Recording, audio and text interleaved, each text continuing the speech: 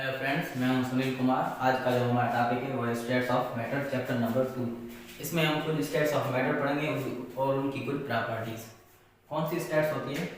पहला number solid, second number liquid, third one gas, fourth number पे होती है प्लाज्मा। और हम इस चैप्टर में जो स्टडी करेंगे वो हम गैस की स्टडी करेंगे। इस चैप्टर में जो मोस्टली स्टडी की गई है वो गैस की गई है। कुछ इसके लास्ट पढ़ेंगे, बॉयज ला, चार्ल्स ला, होगा तो ला। आज के हम लेक्चर में ओनली स्टडी अबाउट गैसेस। अगर आप कोई भी मॉलिक्यूल लेते हो, उसमें दो टाइप की टेंडेंसी होती है, म्यूचुअल अट्रैक्शन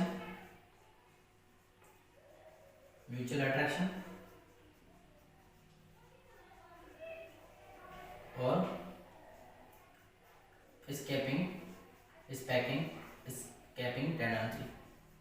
टेंडेंसी।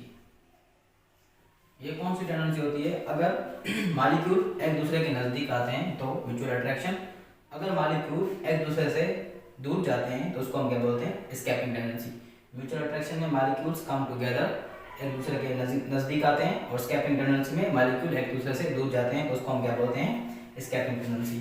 अगर आपके पास mutual attraction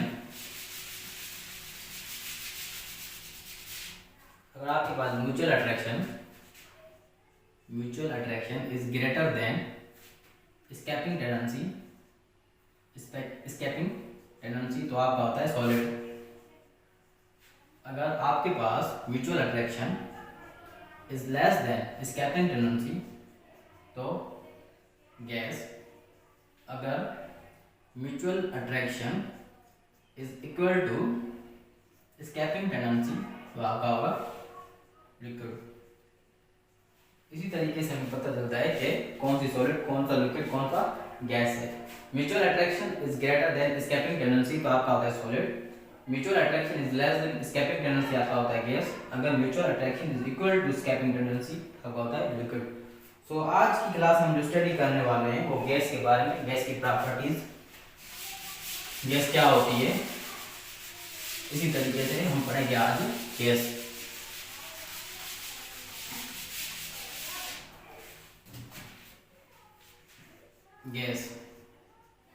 Gas have no definite shape, no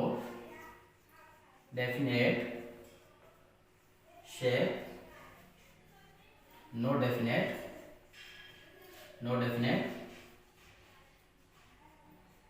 volume. Liquid और गैस के पास no definite shape, no definite volume. क्यों नहीं डेफिनेट शेप, क्यों नहीं डेफिनेट वॉल्यूम होता? क्योंकि इंटरमॉलिक्यूलर फोर्सेस क्या होती हैं? वीक होती है। क्या होती है? वीक होती है या एब्सेंट होती है। इंटरमॉलिक्यूलर क्या होती है? इंटरमॉलिक्यूलर फोर्सेस गैसेस मॉलिक्यूल के बीच में क्या होती है? एब्सेंट या वीक होती है। और गैसेस मॉलिक्यूल्स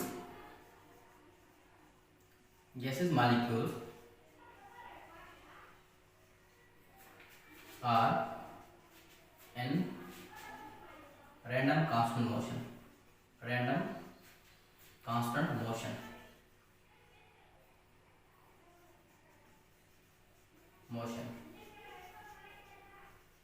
गैसेस मॉलिक्यूल क्या होते हैं? Random constant motion. कैसे? अगर कोई भी आप सिलेंडर लेते हो उसमें गैस पार्टिकल्स इसी तरीके से मूव करते हैं। They are free to move anywhere, constant random motion.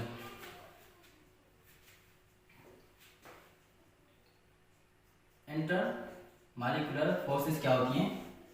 Week होती है बिटवीन मॉलिक्यूल्स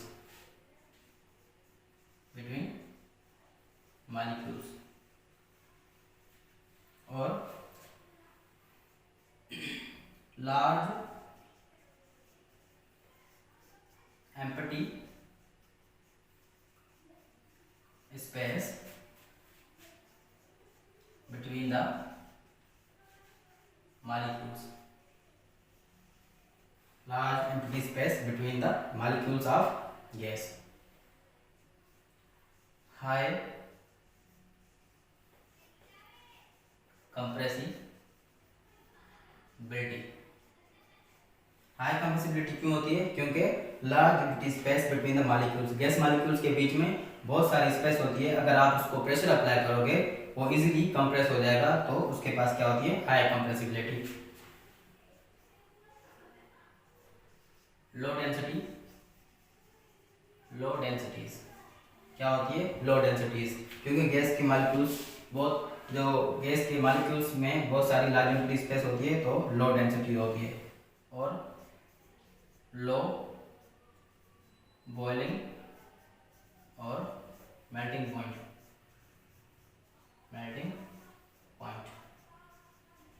लो बॉइलिंग और मेल्टिंग पॉइंट होती है। ये कुछ गैसेस की प्रॉपर्टीज है, जैसे gas molecules in constant random motion होता है, इंटरमॉलिक्यूलर फोर्सेस क्या होती है? वीक होती हैं, large empty space between the gas molecule होते हैं, हाई कंप्रेसिबिलिटी होती है, लो डेंसिटी होती है और लो बॉइलिंग और मेल्टिंग पॉइंट होती है। ये था गैस का इंट्रोडक्शन। अब हम स्टडी करेंगे कि गैस को किस किस यूनिट्स में हम ले सकते हैं। आप स्क्रीनशॉट ले लो।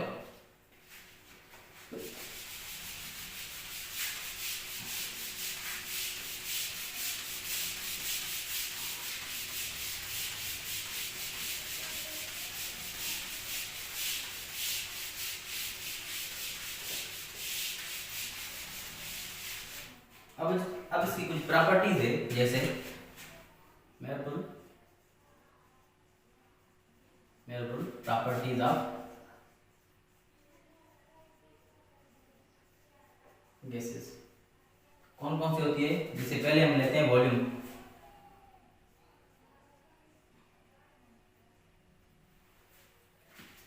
गैस के पास कोई भी फिक्स वॉल्यूम नहीं होता, गैस के पास कोई भी फिक्स वॉल्यूम नहीं होता। जितनी आप स्पेस दोगे उतनी ही स्पेस ऑक्यूपाई करेगा।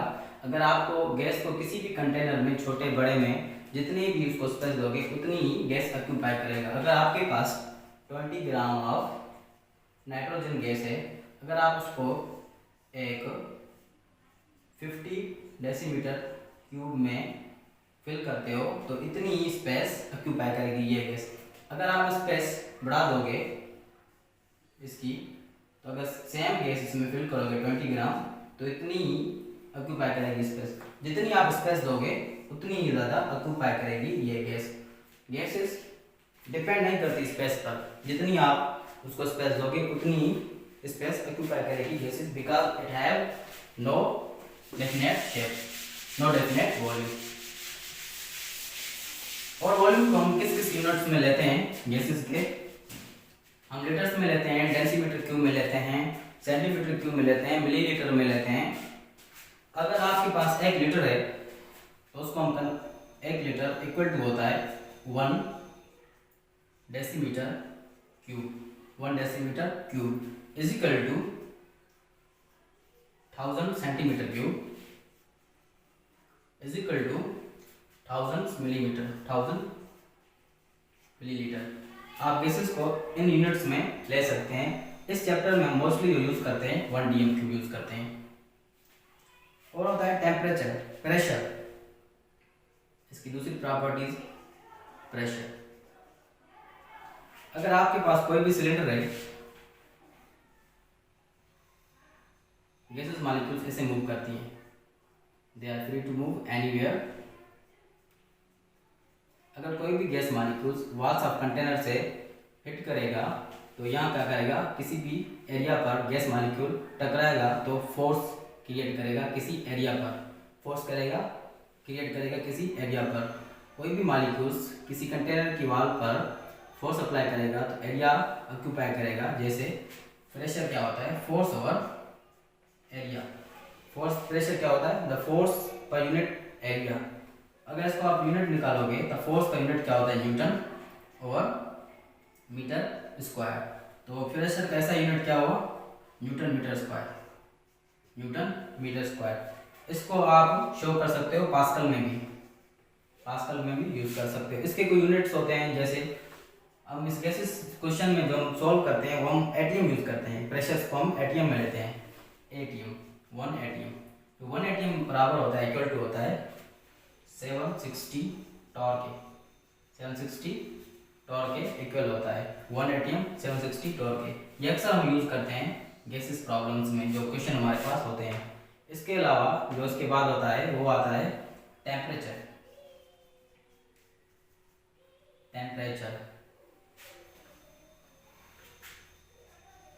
टेम्परेचर कैसे लेते हैं, हम केल्विन में लेते हैं, कोई भी लेते हैं टेम्परेचर केल्विन में। जो टेम्परेचर ऐसा यूनिट है वो क्या है, केल्विन।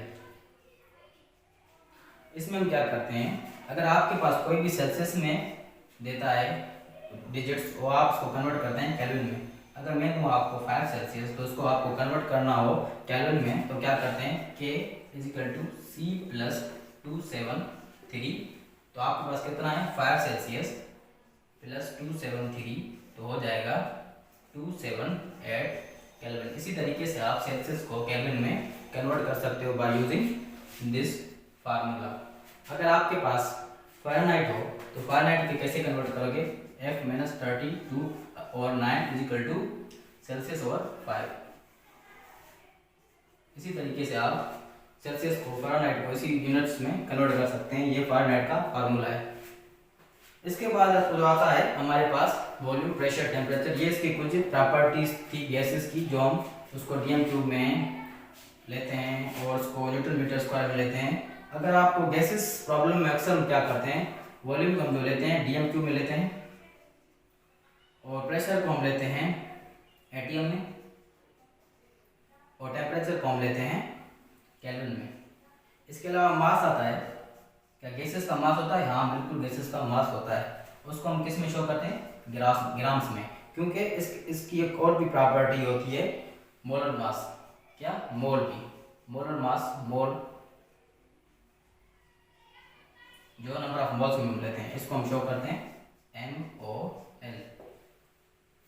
अगर आपको कोई भी क्वेश्चन सॉल्व करना है, अगर कोई भी आपको प्रॉब्लम सॉल्व करना है, तो हम वॉल्यूम DM³ में लेते हैं, टॉर में भी लेते हैं, और प्रेशर हम ना वॉल्यूम हम लेते हैं DM³ में और CM³ में, सॉरी मैंने बोला टॉर। वॉल्यूम हम यूज़ करते हैं DM³, प्रेशर में हम यूज़ करते हैं ATM, और टेम्परेचर में हम यूज़ करते हैं केल्विन, और मास में हम करते हैं ग्राम। इसी तरीके से हम गैसेस की प्रॉपर्टीज को मेजर करते हैं by using these formulas. So that was about the gas. तो नेक्स्ट क्लास में हम कुछ पढ़ेंगे boys law, Charles law, Avogadro law, जो इसी चैप्टर में हमें मिलते हैं। तो थैंक यू।